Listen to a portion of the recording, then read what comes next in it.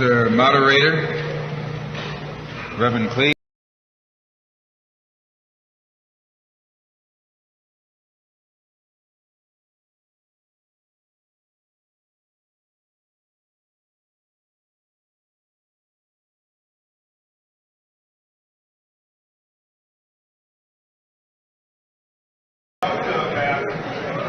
In fact, I think we'd be fooling ourselves if we had an audience this large and didn't realize that there were some enemies present. This afternoon, we want to talk about the ballot or the bullet. The ballot or the bullet explains itself.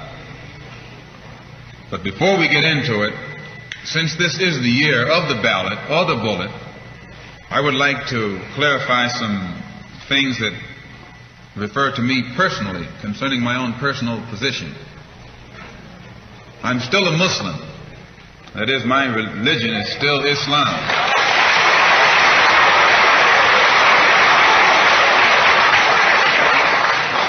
My religion is still Islam.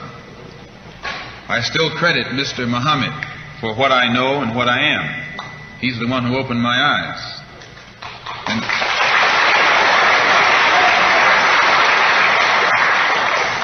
at present, I'm the minister of the newly founded Muslim Mosque Incorporated, which has its offices in the Teresa Hotel right in the heart of Harlem. That's the Black Belt in New York City. And when we realize that Adam Clayton Powell is a Christian minister, he has the Abyssinia Baptist Church, but at the same time he's more famous for his political struggling. And Dr. King is a Christian minister from Atlanta, Georgia, but he's become more famous for being involved in the civil rights struggle. There's another in New York, Reverend Galamison. I don't know if you've heard of him out here. He's a Christian minister from Brooklyn, but has become famous for his fight against the segregated school system in Brooklyn. Reverend Cleave, right here, is a Christian minister here in Detroit. He's the head of the Freedom Now Party. All of these are Christian ministers.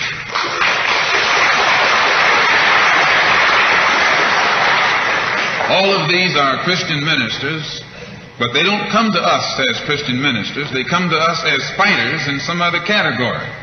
I'm a Muslim minister. The same as they are Christian ministers, I'm a Muslim minister. And I don't believe in fighting today in any one front, but on all fronts.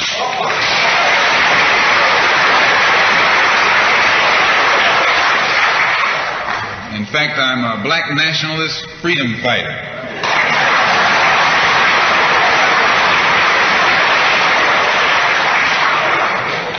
Islam is my religion, but I believe my religion is my personal business.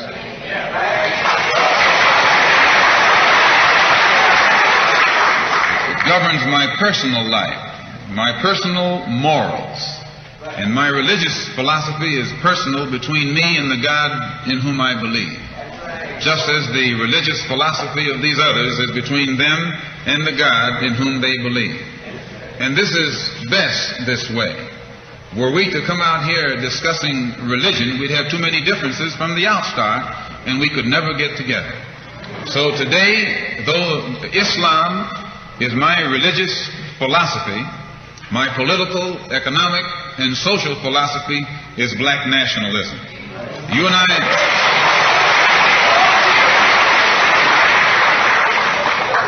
As I say, if we bring up religion, we'll have differences, we'll have arguments, we'll never be able to get together.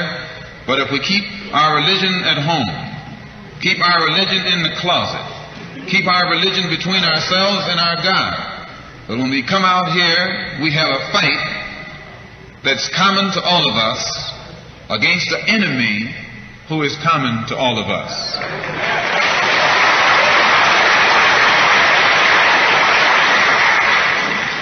The political philosophy of black nationalism only means that the black man should control the politics and the politicians in his own community. The time when white people can come in our community and get us to vote for them so that they can be our political leaders and tell us what to do and what not to do is long gone.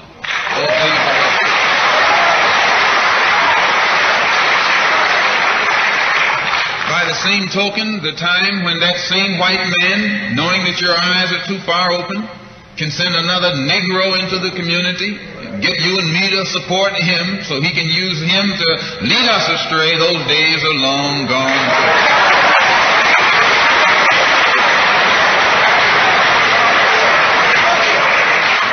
The political philosophy of black nationalism only means that if you and I are going to live in a black community, and that's where we're going to live, because as soon as you move into as soon as you move out of the black community into their community, it's mixed for a period of time, but they're gone, and you're right there all by yourself.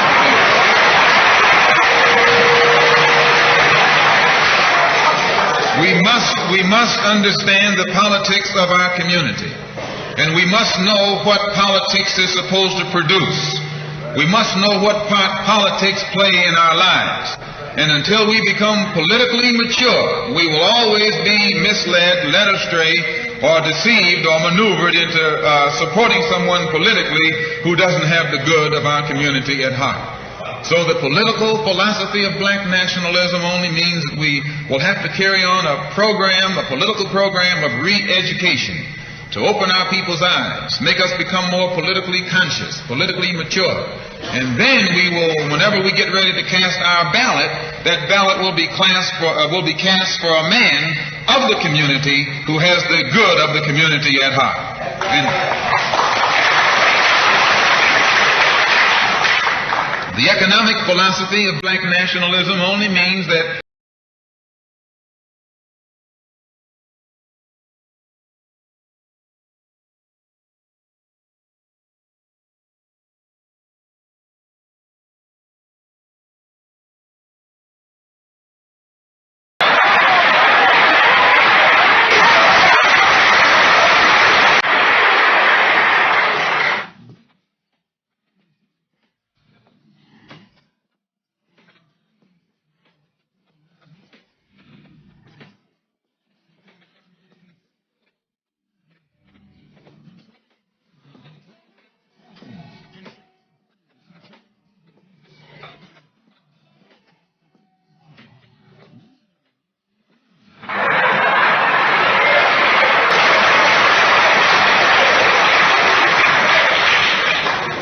the economic philosophy of black nationalism only means that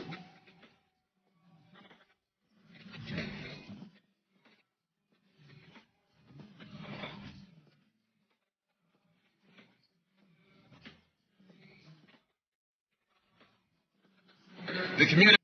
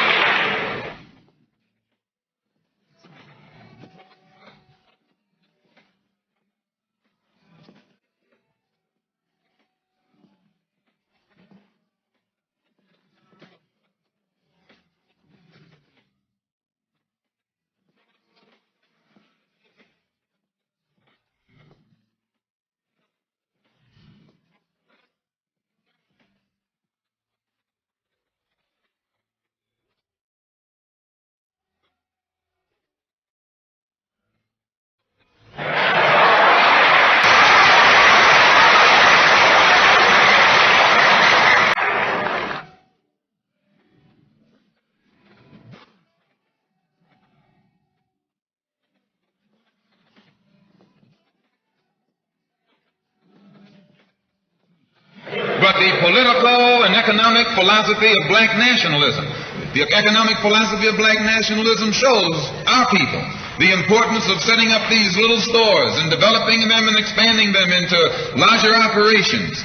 Woolworth didn't start out big like they are today. They started out with a dime store and expanded and expanded and then expanded until today they're all over the country and all over the world, and they're getting some of everybody's money. Now this, what you and I in General Motors, the same way, didn't start out like it is. It started out just a little rat race type operation, and it expanded and expanded until today is where it is right now. And you and I have to make a start, and the best place to start is right in the community where we live.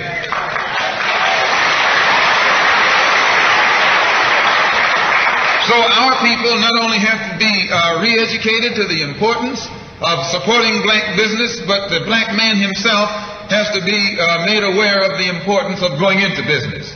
And once you and I go into business, we own and operate at least the businesses in our community. What we will be doing is developing a situation wherein we will actually be able to create employment for the people in the community. And once you can create some employment in the community where you live, it will eliminate the necessity of you and me having to act ignorantly and disgracefully, boycotting and picketing some cracker someplace else, trying to beg him for a job.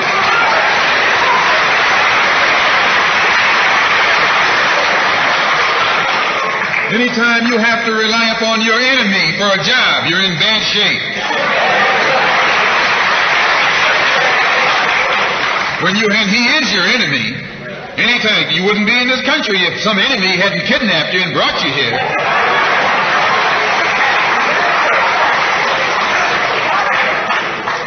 On the other hand, some of you think you came here on the Mayflower.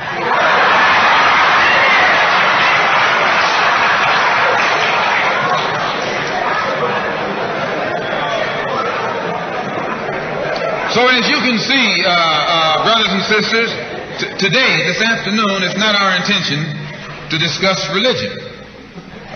We're going to forget religion. If we bring up religion, we'll be in an argument. And the best way to keep away from arguments and differences, as I said earlier, put your religion at home, in the closet. Keep it between you and your God. Because if it hasn't done anything more for you than it has, you need to forget it anyway.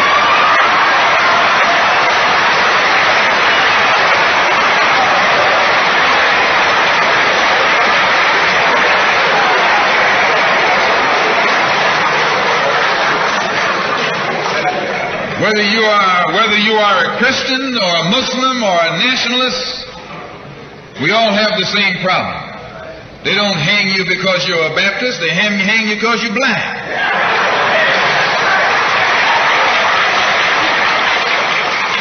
They don't attack me because I'm a Muslim, they attack me because I'm black. They attack all of us for the same reason. All of us catch hell from the same enemy. We're all in the same bag, in the same boat. We suffer political oppression, economic exploitation, and social degradation. All of them from the same enemy. The government has failed us. You can't deny that. Anytime you live in the 20th century, 1964, and you walking around here singing, "We shall overcome," the government has failed.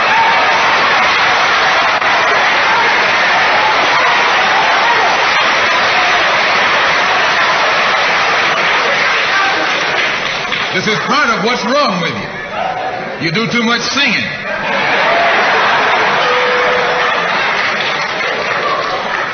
Today it's time to stop singing and start swinging.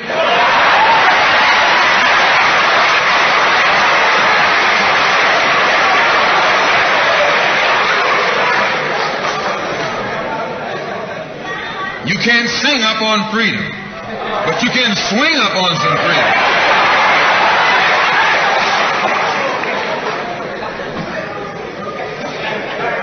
Cassius Clay can sing, but singing didn't help him to become the heavyweight champion of the world. Swinging helped him.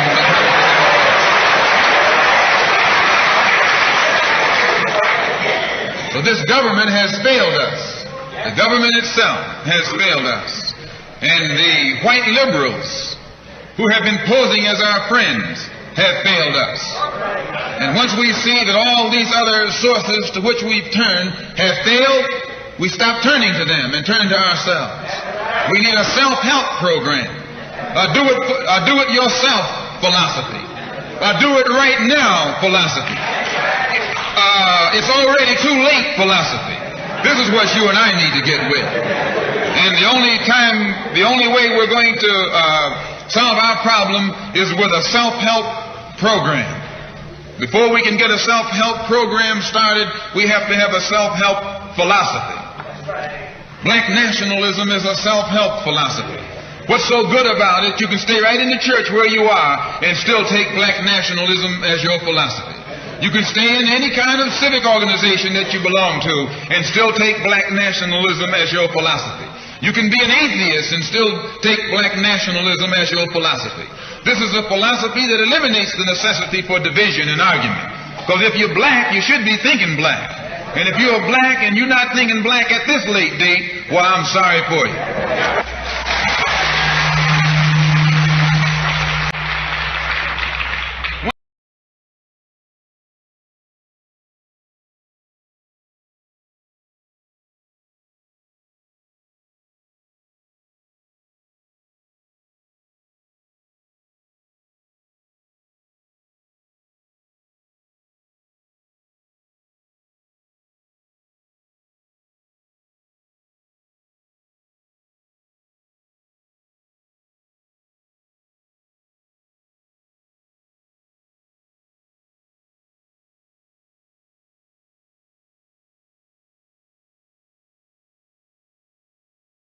Sitting.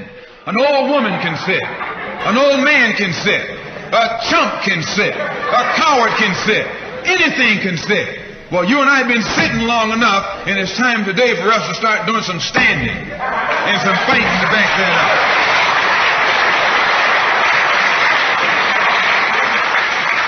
When we look at other parts of this earth upon which we live, we find that black, brown, red, and yellow people in Africa and Asia are getting their independence. They're not getting it by singing, "We shall overcome." No, they're getting it through nationalism. It is nationalism that brought about the independence of the people in Asia. Every nation in Asia gained its independence through the philosophy of nationalism. Every nation on the African continent that has gotten its independence brought it about through the philosophy of nationalism. And it will take black nationalism to bring about the freedom of 22 million Afro-Americans here in this country where we have suffered colonialism for the past 400 years.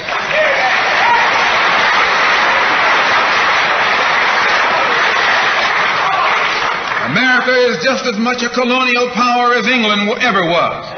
America is just as much a colonial power as France ever was. In fact, America is more so a colonial power than they, because she's a hypocritical colonial power behind it.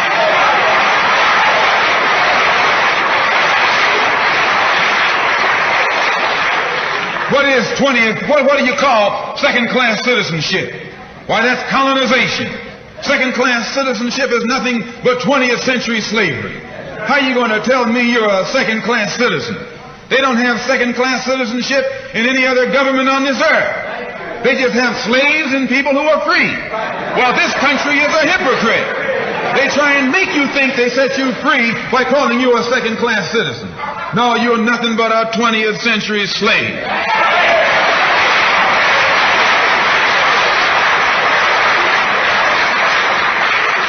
Just as it took nationalism to remove colonialism from Asia and Africa, it'll take black nationalism today to remove colonialism from the backs and the minds of 22 million Afro-Americans here in this country. And 1964 looks like it might be the year of the ballot or the bullet.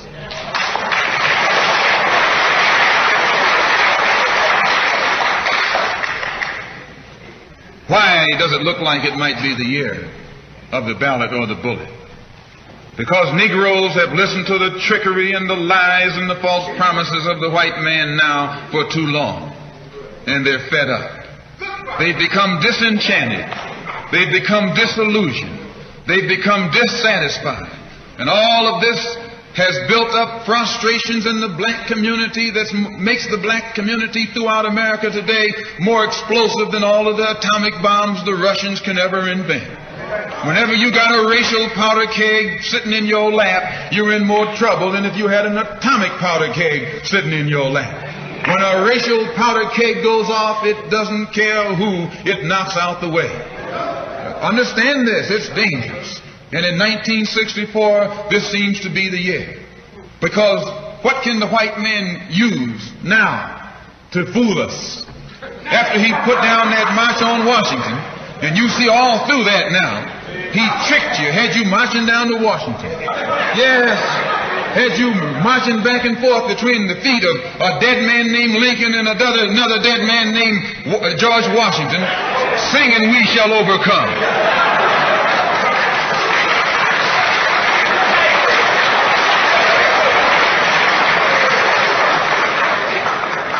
He made a chump out of him.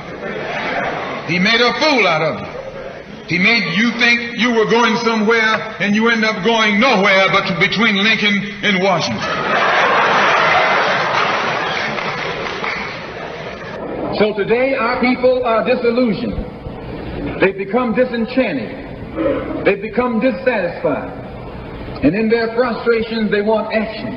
You'll see this young black man, this new generation, asking for the ballot or the book. That old Uncle Tom action is outdated. The young generation don't want to hear anything about the odds are against us. What do we care about odds?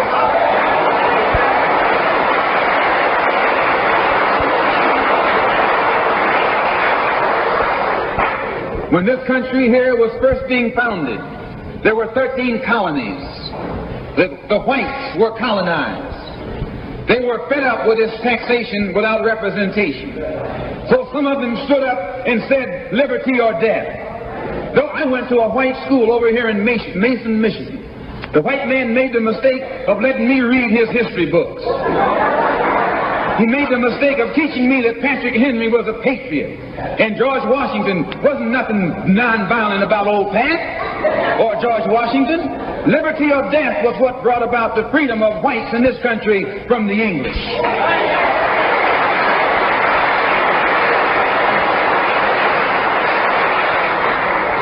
They didn't care about the arts. Why, they faced the wrath of the entire British Empire. And in those days they used to say that the British Empire was so vast and so powerful when the sun would never set on it. This is how big it was. Yet these 13 little scrawny states, tired of taxation without representation, tired of being exploited and oppressed and degraded, told that big British Empire, liberty or death. And here you have 22 million Afro-Americans, black people today, catching more hell than Patrick Henry ever saw.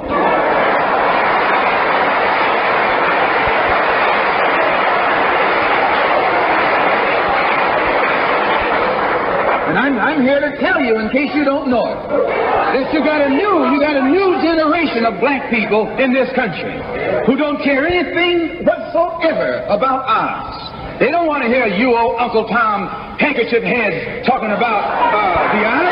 No.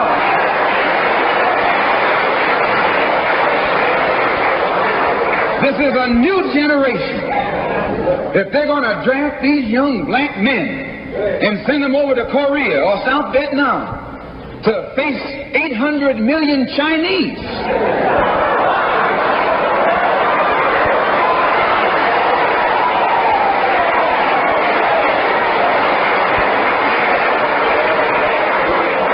If you're not afraid of those odds, you shouldn't be afraid of these odds.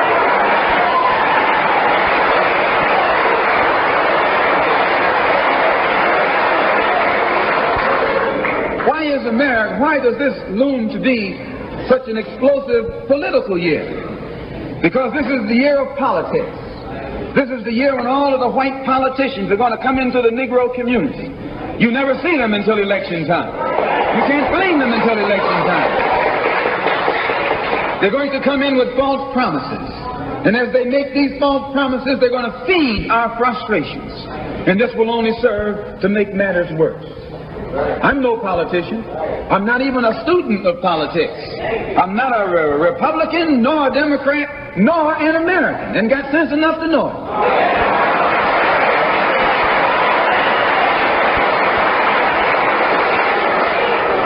I'm one of the 22 million black victims of the Democrats. One of the 22 million black victims of the Republicans, and one of the 22 million black victims of Americanism.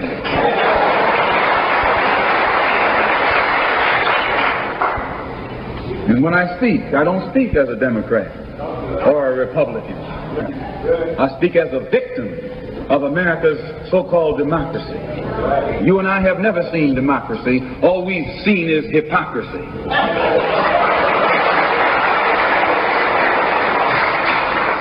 When we open our eyes today and look around America, we see America not through the eyes of someone who has enjoyed the fruits of Americanism.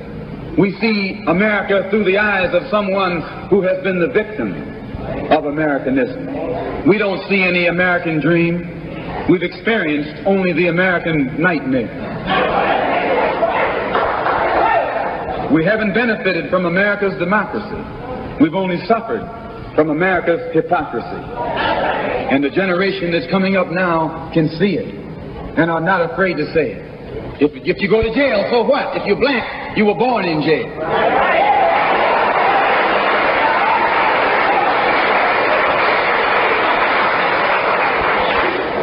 If you black, you were born in jail. In the North as well as the South. Stop talking about the South. Long as you're south of the Canadian border, you're south.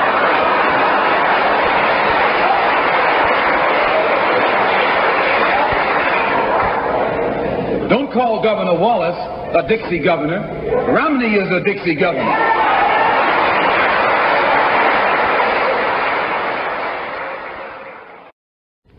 $22 million black victims of Americanism are waking up, and they're gaining a new political consciousness, becoming politically mature. And as they develop this political maturity, they're able to see the recent trends in these political elections. They see that the whites are so evenly divided that every time they vote, the race is so close, they have to go back and count the votes all over again. And which means that any block, any minority that has a block of votes that stick together is in a strategic position. Either way you go, that's who gets it. You're in a position to determine who'll go to the White House and who'll stay in the doghouse. You're the one who has that power. You can keep Johnson in Washington, D.C., or you can send him back to his Texas cotton patch.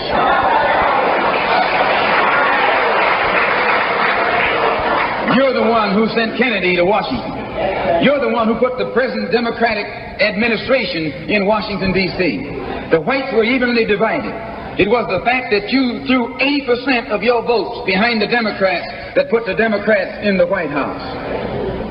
When you see this, you can see that the Negro vote is the key factor. And despite the fact that you are in a position to be the determining factor, what do you get out of it? The Democrats have been in Washington, D.C. only because of the Negro vote. They've been down there 4 years. And all other legislation they wanted to bring up, they've brought it up and gotten it out of the way, and now they bring up you. And now they bring up you. You put them first and they put you last. Because you're a chump.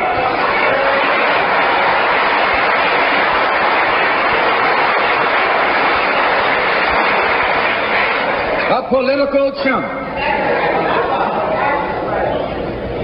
In Washington, D.C., in the House of Representatives, there are 257 who are Democrats. Only 177 are Republicans. In the Senate, there are 67 Democrats. Only 33 are Republicans. The party that you bash controls 2/3 of the House of Representatives and the Senate, and still they can't keep their promise to you because you're a chump.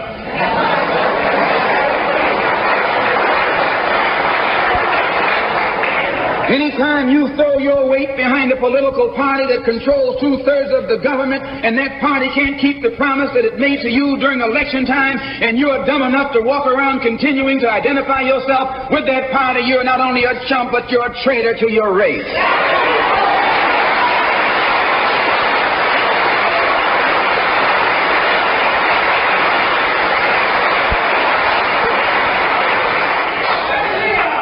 kind of alibi do they come up with? They try and pass the buck to the Dixiecrats. Now, back during the days when you were blind, deaf, and dumb, ignorant, politically immature, naturally you went along with that. But today, as your eyes come open and you develop political maturity, you're able to see and think for yourself. And you can see that a Dixiecrat is nothing but a Democrat in disguise. You look at the structure of the government that controls this country. It's controlled by 16 senatorial committees and 20 congressional committees. Of the 16 senatorial committees that run the government, 10 of them are in the hands of Southern segregationists. Of the 20 congressional committees that run the government, 12 of them are in the hands of Southern segregationists. And they're going to tell you and me that the South lost the war.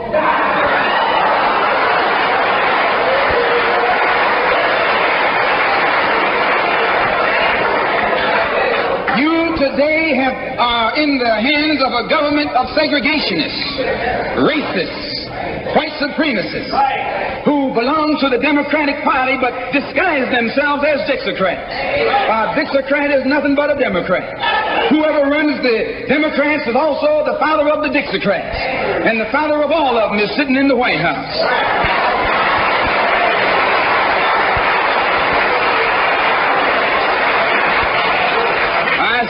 I say it again. You got a president who's nothing but a Southern segregationist.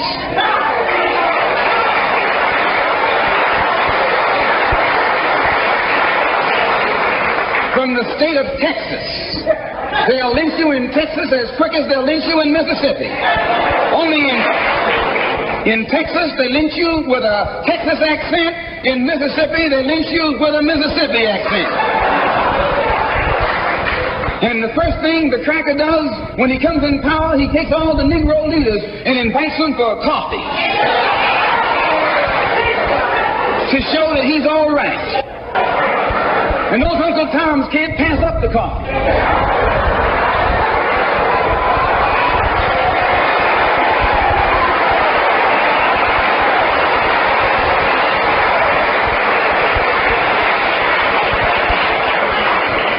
They come away from the coffee table telling you and me that this man is all right. Because he's from the South. And since he's from the South, he can deal with the South. And look at the logic that they're using. What about Eastland? He's from the South. Make him the president. If Johnson is a good man because he's from Texas, and being from Texas will enable... If Johnson is a good man because he's from Texas, and being from Texas will enable him to deal with the South, Eastland can deal with the South better than Johnson. Oh, I say, you've been misled. You've been had. You've been took.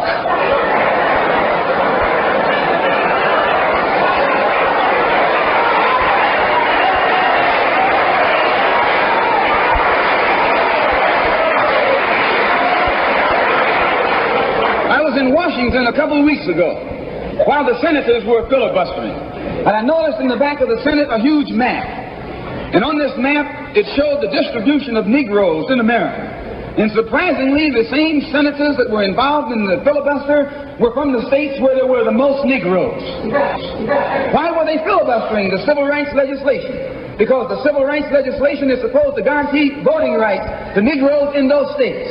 And those senators from those states know that if the Negroes in those states can vote, those senators are down the drain.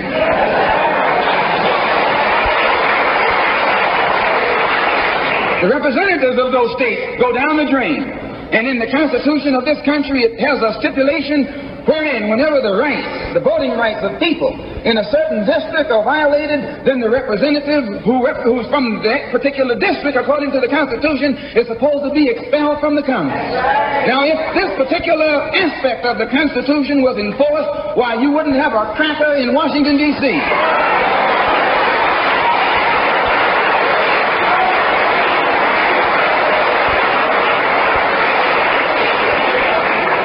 But what would happen when you expel the Dixiecrat? You're expelling the Democrat. When you destroy the power of the Dixiecrat, you're destroying the power of the Democratic Party. So how in the world can the Democratic Party in the South actually side with you in sincerity when all of its power is based in the South.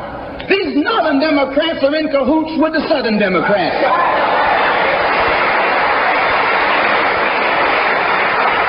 They're playing a giant con game, a political con game. You know how it goes. One of them comes to you and make believe he's for you. And he's in cahoots with the other one that's not for you. Why? Because neither one of them is for you. But they got to make you go with one of them or the other. So this is a con game.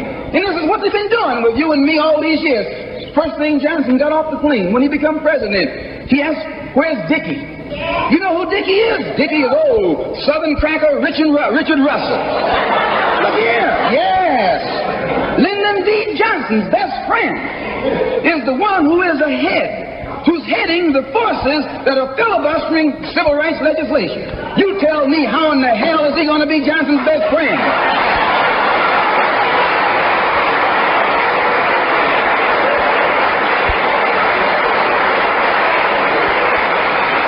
How can Johnson be his friend and your friend too? No, that man is too tricky. Especially if his friend is still old Dickie.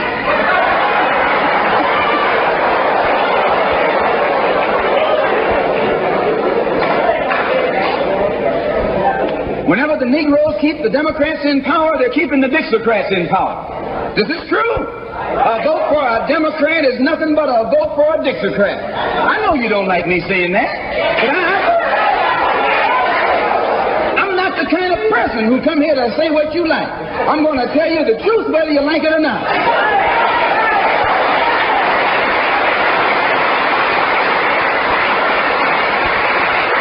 Up here in the North, you have the same thing.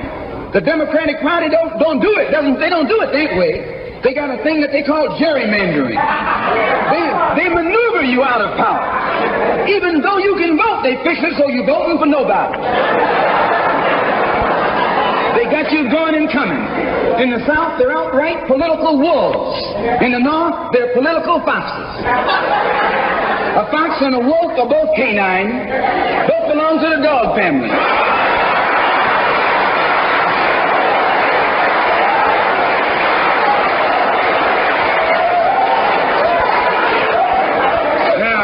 You take your choice.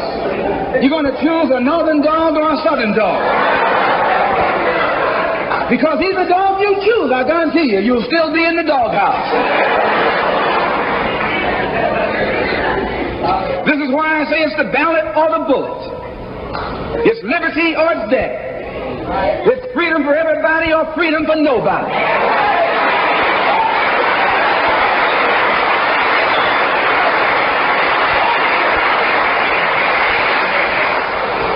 America today finds herself in a unique situation. Historically, revolutions are bloody. Oh, yes, they are. They have never had a bloodless revolution or a nonviolent revolution.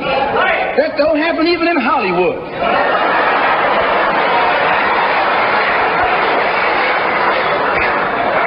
You don't have a revolution in which you love your enemy. And you don't have a revolution in which you are begging the system of exploitation to integrate you into it. Revolutions overturn systems. Revolutions destroy systems. A revolution is bloody. But America is in a unique position. She's the only country in history in a position actually to become involved in a bloodless revolution. The Russian Revolution was bloody. Chinese Revolution was bloody. French Revolution was bloody. Cuban Revolution was bloody. And there was nothing more bloody than the American Revolution. But today, this country can become involved in a revolution that won't take bloodshed. All she's got to do is give the black man in this country everything he's doing. Everything.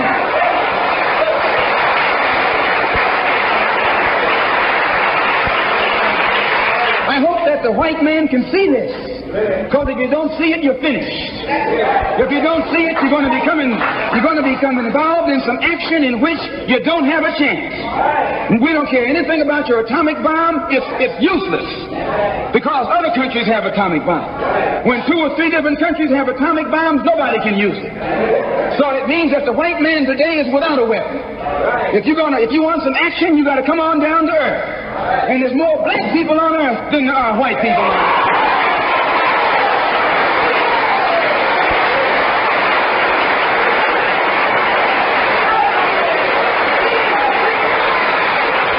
I only got a couple more minutes. The white man can never win another war on the ground. His days of war victory, his days of background victory are over. Can I prove it? Yes. Take all the action that's going on this earth right now that he's involved in. Tell me where he's winning. Nowhere. Why, some rice farmers, some rice eaters ran him out of Korea. Yes, they ran him out of Korea.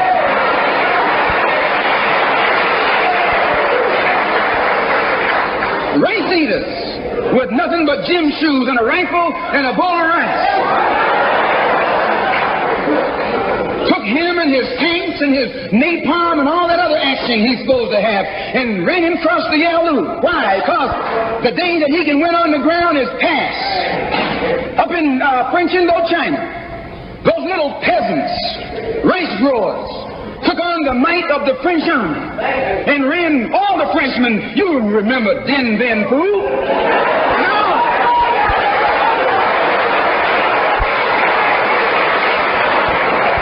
The same thing happened in Algeria, in Africa. They didn't have anything but a rifle. The French had all these highly mechanized instruments of warfare. But they put some guerrilla action on. And a white man can't fight a guerrilla warfare. Guerrilla action takes heart, takes nerve, and he doesn't have that.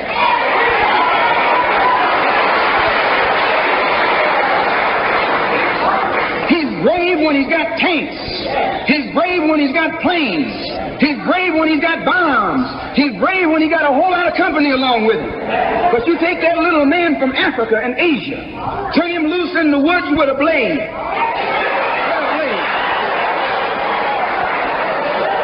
That's all he needs. All he needs is a blade. And when the sun comes down, goes down, and it's dark, it's even Steven.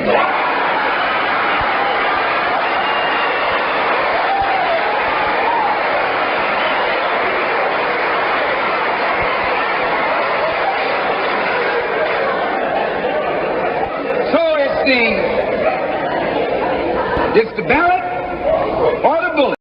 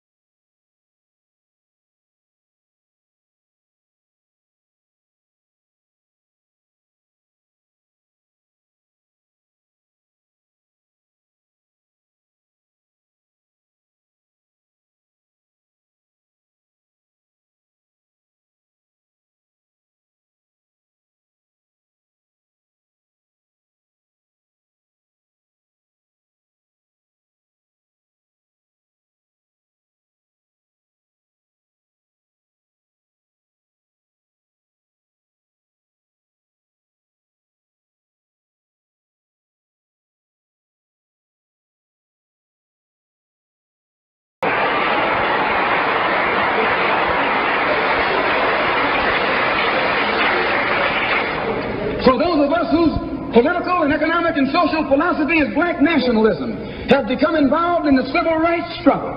We have injected ourselves into the civil rights struggle, and we intend to expand it from the level of civil rights to the level of human rights. As long as you fight it on the level of civil rights, you're under Uncle Sam's jurisdiction. You're going to his court expecting him to correct the problem. He created the problem. He's the criminal. You don't take your case to the criminal, you take your criminal to court.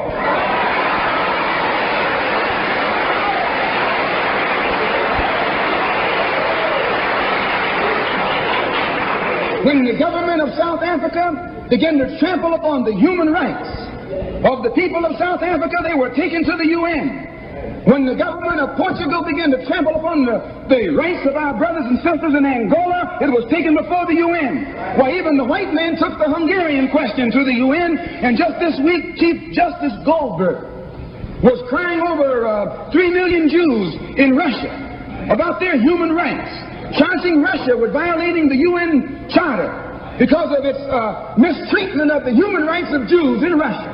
Now you tell me, how can the plight of everybody on this earth reach the halls of the United Nations, and you have 22 million Afro-Americans whose churches are being bombed,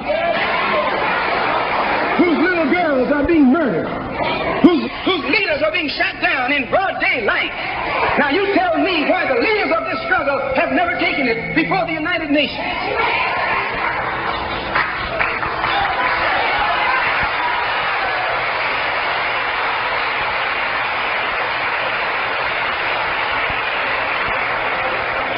So our next move is to take the entire civil rights struggle problem into the United Nations.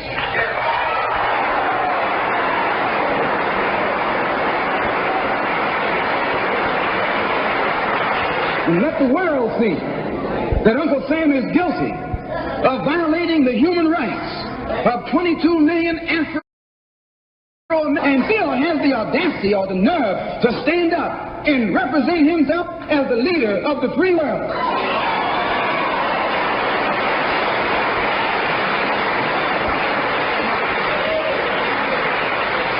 Not only is he a crook, he's a hypocrite.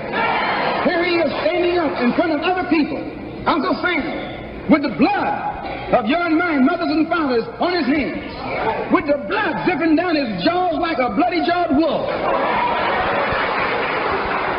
and still got the nerve to point his finger at other countries. You can't even get civil rights legislation. And this man has got the nerve to stand up and talk about South Africa, or talk about Nazi Germany, or talk about Portugal. No more days like those.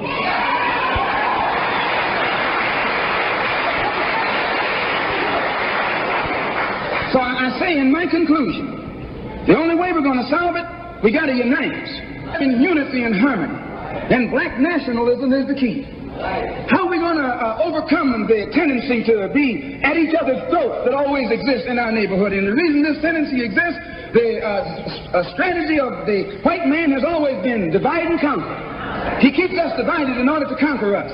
He tells you, I'm for separation and you for integration, and keep us fighting with each other. No, I'm not for separation and you're not for integration. What you and I are for is freedom.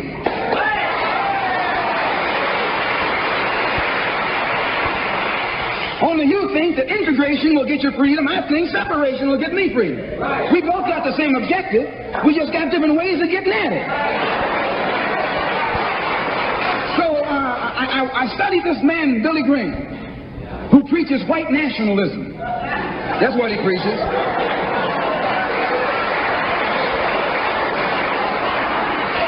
I say that's what he preaches.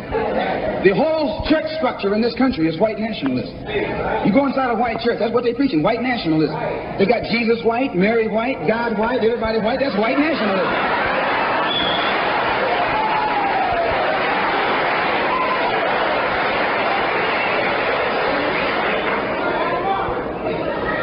So what he does, the way he circumvents the jealousy and envy that he ordinarily would incur among the heads of the church. Whenever you go into an area where the church already is, you're going to run into trouble.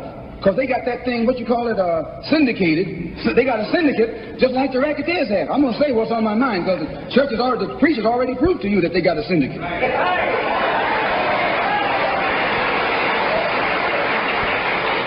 And when you're out in the rackets, whenever you're getting in another man's territory, you know, they gang up on you.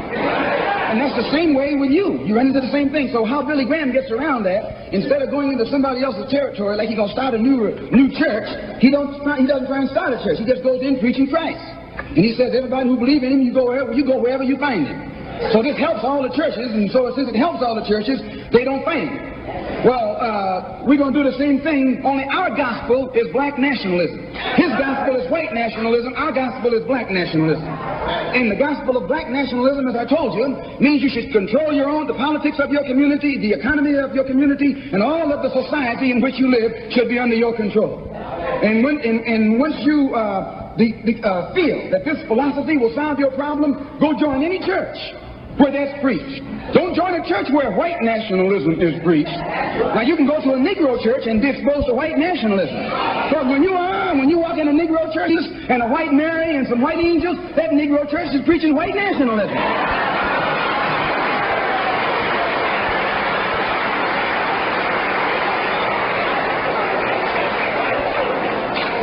When you go to a church and you see the pastor of that church with a philosophy and a program that's designed to bring black people together and elevate black people, join that church. Join that church. If you see where the NAACP is preaching and practicing that which is designed to make black nationalism materialize, join NAACP. Join any kind of organization, civic, religious, fraternal, political, or otherwise, that's based on lifting the black man up and making him master of his own community.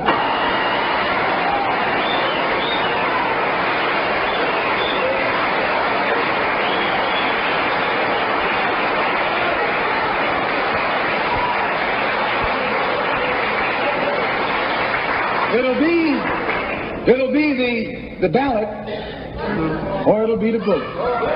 It'll be liberty, or it'll be death. And if you're not ready to pay that price, don't use the word freedom in your vocabulary. One more thing. I was on a program in Illinois recently with Senator Paul Douglas, a so-called liberal, so-called Democrat, so-called white man. At which time he told me that our African brothers were not interested in us in Africa. He says the Africans aren't interested in the American Negro. I knew he was lying. But during the next 2 or 3 weeks, it's my intention and plan to make a tour of our African homeland. And I hope that when I come back, I'll be able to come back and let you know how our African brothers and sisters feel toward us.